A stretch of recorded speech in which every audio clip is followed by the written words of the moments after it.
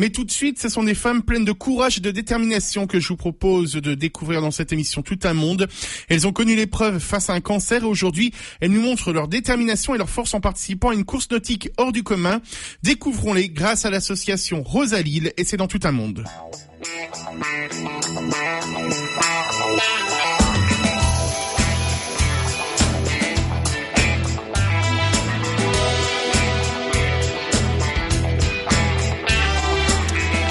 Il y a quelques semaines se déroulait dans notre région la semaine de sensibilisation au cancer, une maladie qui fait certes peur, mais on sait aussi en sortir et se battre pour se reconstruire. Je reçois justement une association aujourd'hui dans cette émission Tout un monde qui se bat pour reconstruire la vie après cette maladie, l'association Rosalille, le mouvement Rosalille précisément. 4 invités autour de cette table pour en parler. Pascal Dorceau, bonjour. Bonjour. Catherine Jéglé, bonjour. Bonjour. Et Marie-Hélène et Fabrice Grisé, bonjour. Bonjour.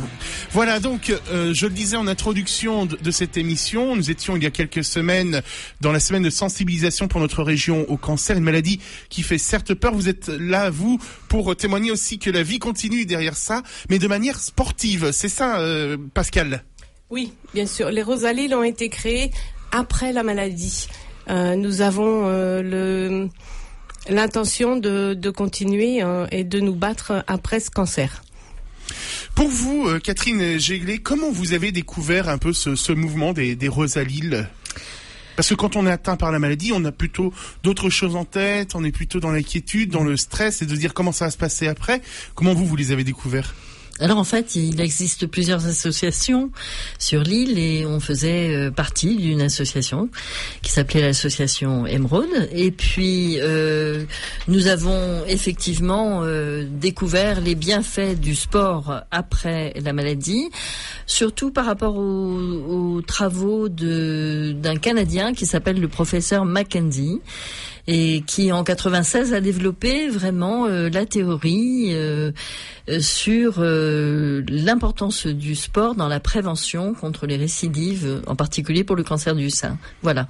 Donc on avait ces informations, on a été chercher un groupe et ensuite cette année nous avons décidé de monter les Rosalilles qui font partie de l'association de la Deule, qui est une association nautique, sportive, et puis aussi de grimpe, d'escalade, pardon, voilà.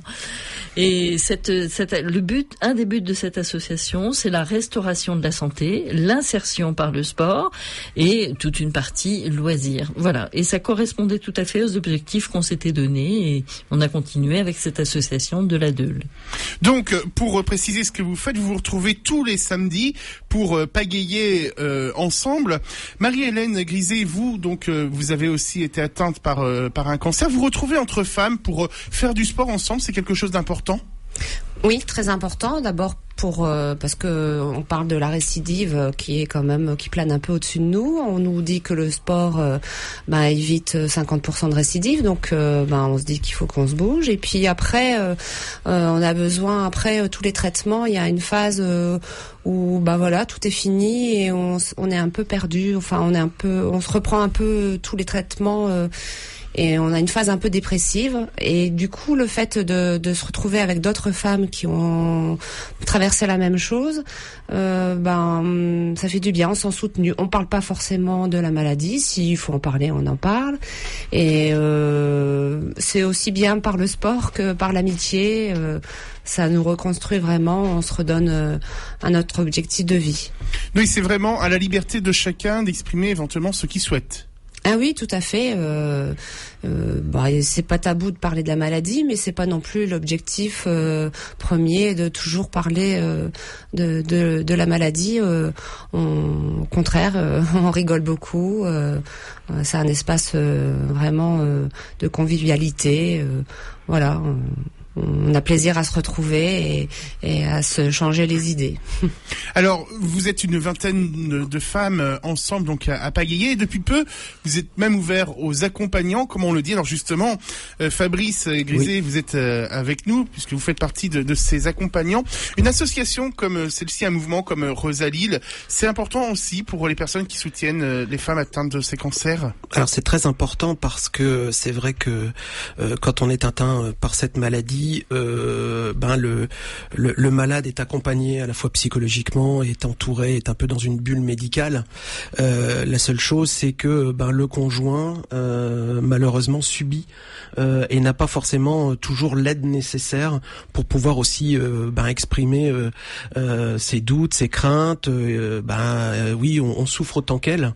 Et donc, par le biais l'association, le groupement Les Rosalil, j'ai pu retrouver d'autres conjoints qui vivaient la même chose que moi ou qui ont vécu la même chose que moi, et ça fait du bien aussi d'en parler un petit peu et puis de pouvoir évacuer cette solitude qu'on peut avoir par moment, oui. Et se donner des objectifs, Catherine Jéglé, comme vous pagayez, vous avez une perspective, c'est d'aller tous les 2 ans à Venise pour un événement précis, et vous pagayez vraiment des kilomètres là à ce moment-là.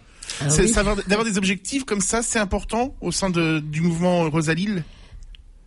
Dans la perspective de faire une course comme celle de Venise, qui représente 32 kilomètres, effectivement, ça demande un entraînement régulier, ça demande de la persévérance, ça demande un dépassement de soi, ça demande d'accepter aussi d'aller pagayer autour de Noël avec des bonnets de Père Noël sur la tête, sur la Deûle.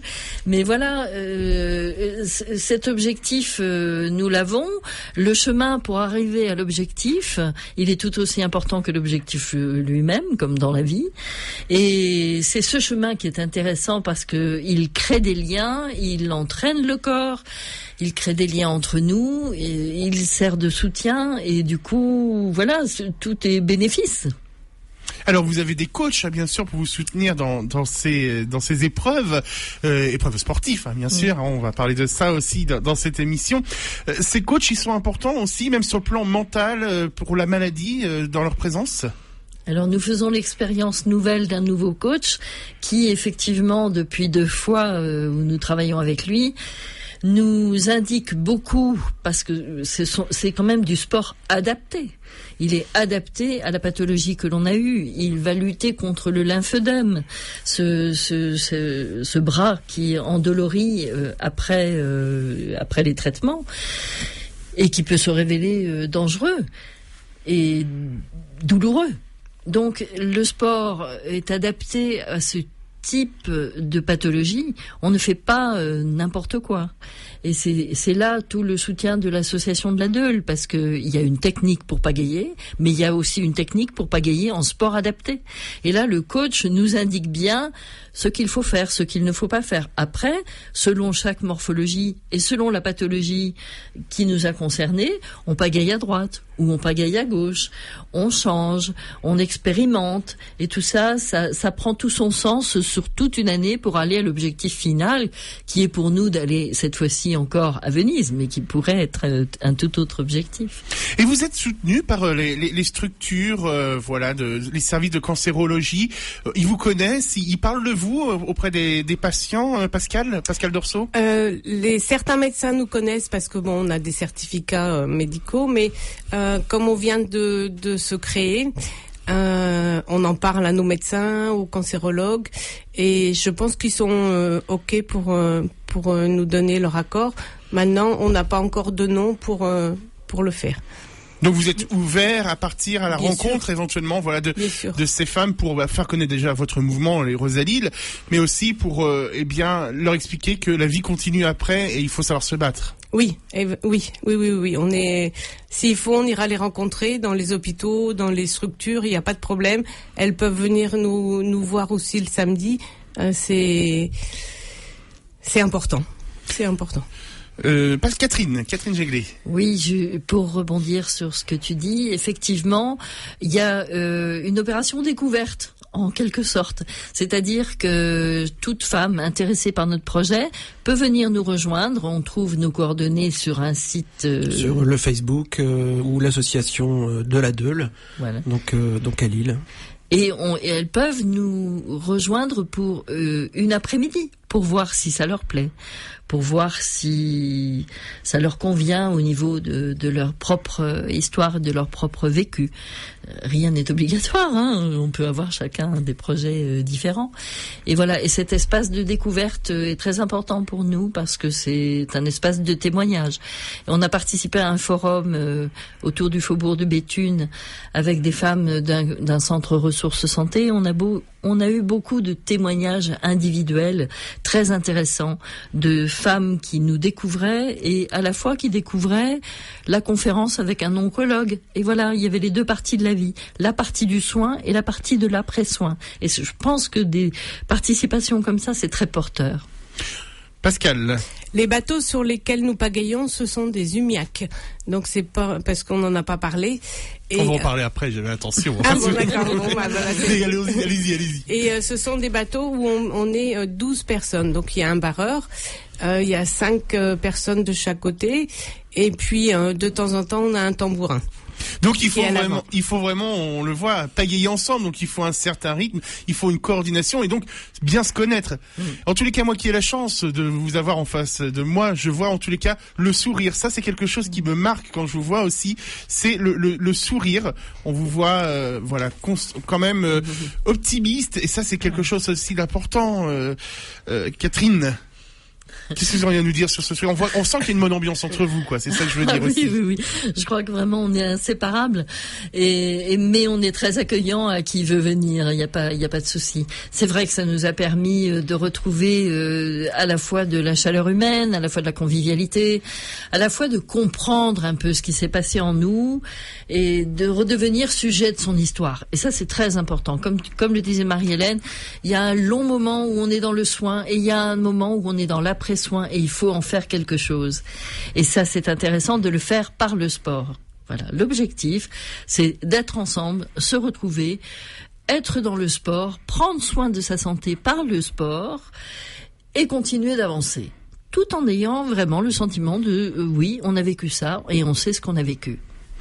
Pascal, Catherine, Marie-Hélène et Fabrice, on va marquer une pause dans cette émission Tout un monde et juste après, on va parler de cette course aussi que vous avez faite à Venise et puis comment vous vivez, quelles sont les perspectives du mouvement aussi Rosalie pour la suite. À tout de suite.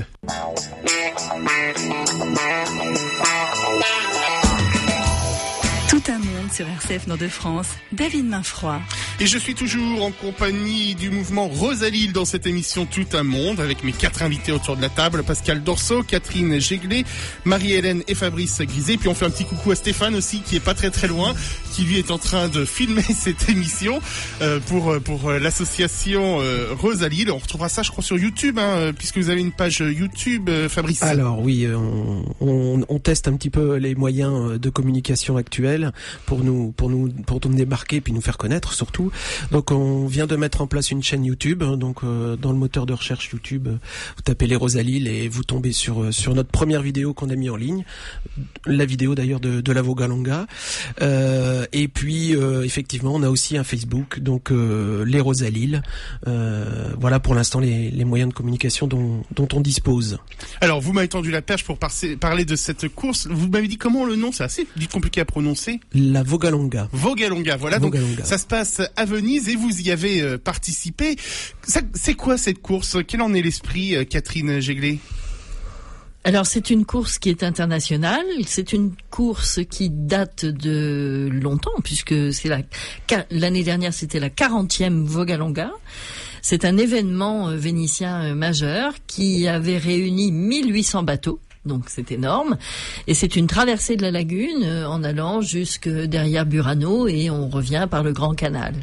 C'est une expérience fabuleuse au niveau touristique, mais aussi au niveau émotion, puisque depuis 1996, donc, participent des équipages de femmes ayant connu la traversée du cancer du sein, de cette maladie. Et voilà. Et c'est une course bon enfant parce que il y a des équipages très sérieux et très sportifs, mais on a aussi vu des bateaux qui marchaient comme des vélos. On a aussi vu des équipages qui étaient habillés en 1900, 1930. On a vu des équipages avec un chien. On a vu beaucoup d'équipages et vraiment, ça dure toute la journée. Pour nous, c'était un petit peu plus long. Ça a duré 9 heures sur la lagune, donc ça nous a demandé beaucoup d'endurance. Mais on espère faire mieux la prochaine fois. Marie-Hélène, vous avez eu l'occasion de participer à cette course. Qu'est-ce que vous en retenez ?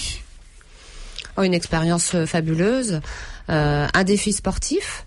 Quand même, moi j'ai fait de l'aviron quand j'étais jeune et j'ai retrouvé quand même cet esprit de dépassement, pas de compétition, de dépassement de soi et puis malgré que ça a été dur 9 heures, on avait une force mentale parce qu'on savait pourquoi on était là. On a préparé ça 2 ans en amont et même si physiquement on a craqué, alors comme on était plusieurs, s'il y en a une qui craquait, on l'encourageait et inversement.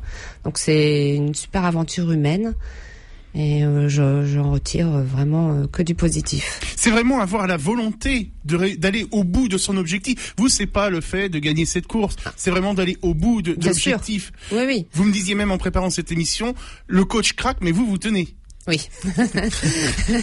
Oui, parce que je pense d'abord elle est jeune et donc elle a pas traversé tout ce qu'on a pu chacune traverser. Puis la maladie nous a vraiment renforcés. Moi, je me sens changée depuis la maladie, mais en bien. J'ai plus la rage de vivre, quoi, en fait. Et donc à travers cette course, c'est vraiment le ressenti qu'on a. Et puis oui, voilà, c'est un beau défi sportif et puis humain et un pied de nez à cette maladie qui nous a changer la vie, mais pas forcément dans le négatif finalement. Pascal Dorceau, vous étiez très impatient de nous parler des bateaux tout à l'heure. On sent que vous les chérissez, ces bateaux. Vous pouvez nous en dire quelques mots ? Ils vous sont prêtés ? Et nous sommes adhérentes de l'association La Deule. Et donc, nous avons la possibilité d'avoir ces bateaux tous les samedis après-midi. Ces bateaux, ce sont des Umiacs. Alors, pour imaginer, ce sont des grandes pirogues avec des têtes de dragon. Et nous nous entraînons tous les samedis sur ces bateaux. Donc il peut avoir 12 personnes ou 6 ou 7, ça dépend du nombre de personnes qu'on est, parce que c'est vrai que il y a des personnes qui travaillent, il y a des personnes qui sont pas là tout le temps et on a aussi des personnes en récidive. Donc on peut pas réunir tout le monde tous les samedis, mais on est là sur les bateaux tous les samedis après-midi, été, hiver, automne, printemps. Tout le temps. Qu'il pleut, qu'il vente, qu'il neige, vous êtes là. Exactement. Mais alors, vous nous parliez, vous pouvez être 12 personnes sur ces bateaux. Comment vous travaillez la coordination entre vous ? Ça, c'est quelque chose d'important quand on parle d'esprit d'équipe. Ah bah oui. Comment ça se passe ? Il y a un meneur et vous suivez le meneur ? Oui. Les personnes qui sont derrière doivent suivre les deux qui sont devant. On est côte à côte et c'est elle qui donne normalement le rythme. Et après, les autres doivent suivre. Alors des fois, on se mélange les pagaies, ça c'est sûr. Mais bon. C'est pas donc simplement faire du sport avec Rosalie. Il y a cet esprit d'équipe qui est vraiment important. On parlait donc par rapport à la maladie, mais par rapport aussi au sport en lui-même, il le faut cet esprit d'équipe. Ah oui, c'est important. C'est vrai que si au départ les personnes qui donnent le rythme ne sont pas ensemble, ça va être la pagaille. Comme dans tous les groupes, c'est comme ça. Et... La pagaille avec la pagaie, c'est original. Oui. Mais bon, c'est quand même, c'est que du bonheur. Quand on a pagayé pendant 1 heure ou pendant 1 heure et demie, on est contente de rentrer, mais on est contente de l'avoir fait. Vous savez, quand il fait froid, arriver sur l'eau, c'est pas évident. On est mouillé, c'est pas facile, mais on est tellement contente de l'avoir fait. Fabrice Griset, vous, depuis peu aussi, pour vous, messieurs, une équipe s'est montée. Vous pagayez, vous aussi. Oui, effectivement. Au départ, c'est un mouvement et un groupement de femmes atteintes d'un cancer. Effectivement, on en parle depuis tout à l'heure. Elles ont bien voulu nous ouvrir un peu les portes, nous les conjoints. Comme je vous l'ai dit en début d'émission, parce que effectivement, on se sentait un petit peu seul aussi dans la maladie.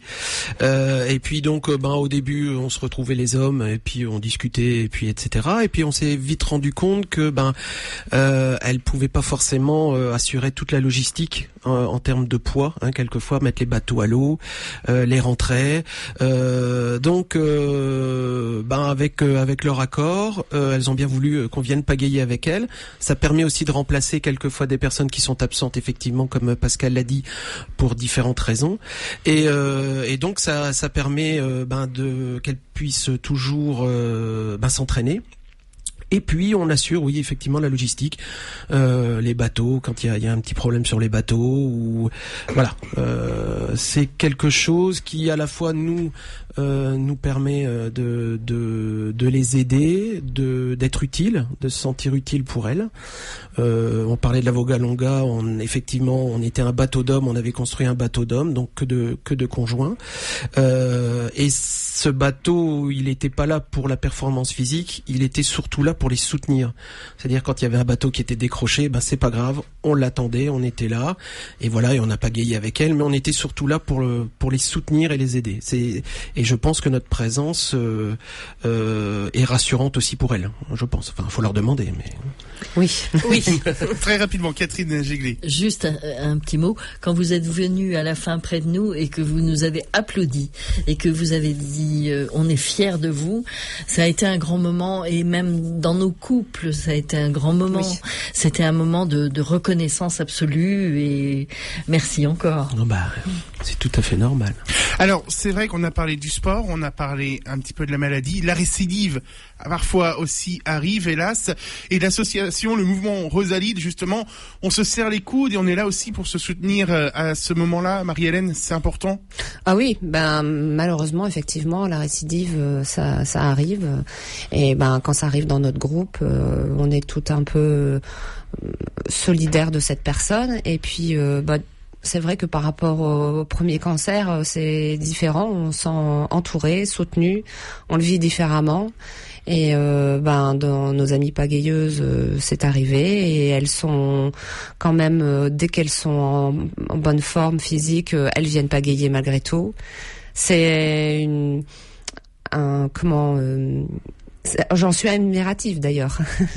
J'en suis admirative de les voir, malgré les traitements, venir quand même nous voir. Mais je pense que justement le fait de se retrouver ensemble, au-delà du sport, ça leur fait du bien psychologiquement. On leur fait en tous les cas un grand coucou. Oui. On arrive quasiment au terme de cette émission. Le temps passe vite, mais donc je voudrais qu'on parle aussi de vos besoins, parce que vous avez des besoins. Pascal Dorso, on vous surnomme la présidente, alors c'est pour ça que je me tourne vers vous, parce que vous vous autofinancez pour participer à cette aventure de Venise, mais forcément vous avez aussi besoin de fonds. Oui, voilà. On lance un petit peu un appel aujourd'hui. La Vogalonga coûte cher. C'est que du bonheur, mais bon, voilà. Le bonheur coûte cher, et il nous faut à peu près, on a calculé 500 à 600 euros par personne pour partir à Venise faire cette Vogalonga. C'est pour ça qu'on le fait que tous les 2 ans. Cette année, on est aussi parti à la semaine du golf, ce qui nous a coûté aussi pas un bras, mais presque. Donc, c'est pas évident. On fait des lotos, on fait des appels aux dons, on fait des grilles pour Noël. Comme les enfants, on vend des grilles, des cases, à Noël, à Pâques, dès qu'on a l'occasion. Et on fait des démarches pour essayer de récupérer de l'argent. Donc en tous les cas, appel à toutes les bonnes volontés qui souhaiteraient vous soutenir. On aura sur notre site internet toutes les coordonnées que je donnerai également en fin d'émission pour plus d'informations et pour vous soutenir si on le souhaite. Et je crois aussi que vous avez besoin de bras d'une certaine manière, Fabrice, pour soutenir l'association. Oui, alors en fait, l'avantage de ce groupement, c'est qu'on travaille un peu aussi en interprofessionnalité, c'est-à-dire qu'il y en a qui sont artisans, etc. Donc on essaye de les aider au maximum. Alors, je le disais tout à l'heure, on essaye d'utiliser les moyens de communication à notre disposition aujourd'hui dans le monde actuel. Donc on a fait une chaîne YouTube, on a aussi un Facebook. On est éventuellement à l'écoute effectivement de personnes qui pourraient nous aider dans la communication, dans un site internet, comment mieux communiquer éventuellement, parce que ça n'est pas notre métier et on fait ça bénévolement.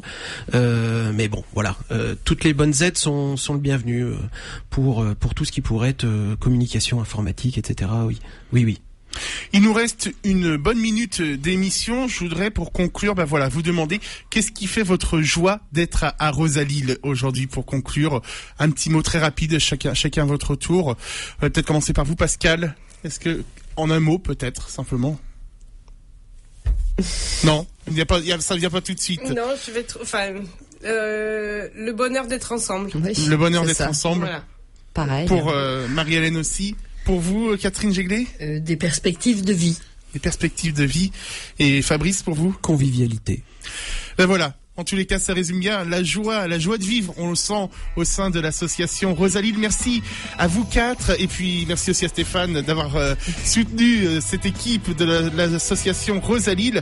Pour plus d'informations, on peut soit envoyer un mail à l'adresse rosalil@orange.fr ou tout simplement vous contacter Pascal Dorso au 06 99 34 32 82. Merci à vous quatre, en tous les cas, d'être intervenus dans cette émission. Merci à vous. Merci à vous.